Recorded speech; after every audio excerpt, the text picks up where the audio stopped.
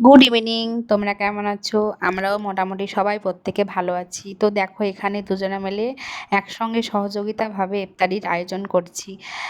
এটা সত্যি কথা বলতে যে ওকে পেয়ে আমি খুবই লাকি। মানে ওর মন মেজাজ স্বভাব খুবই শান্ত মানে আমার পুরো উল্টো। মানে যতটাই আমি চঞ্চলা না, ততটাই ও একদম চুপচাপ। যতটা আমি কথা বলি বেশি, ও ততটাই কথা বলে কম। বিয়ের পরে তো কথাই বলতো না।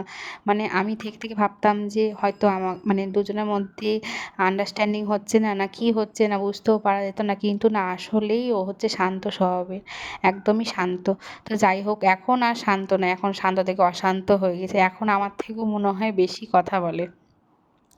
আর মানে আমাদের মধ্যে একটা ব্যাপার আছে যে অনেকেই বলে না যে হ্যাঁ, স্বামী মানে ও তোর কাছে থেকে একদম মানে বউ ভেড়ুয়া হয়ে গেছে, কখনোই না।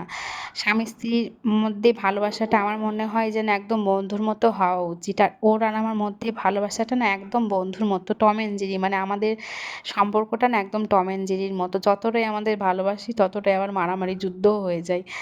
তো এটাই তো জীবন, তাই না? সত্যি তাই। মানে এরকমভাবেই সংসার হওয়ার, এরকমভাবেই জীবন চললে না একে অপরকে মানে ভালোভাবে রাখতেও পারা যাবে, থাকতেও পারা যাবে, কোনো অসুবিধা হবে না। আর সত্যি কথা বলতে একটা খুবই ভালো প্রকৃতির মানুষ। I proud of you.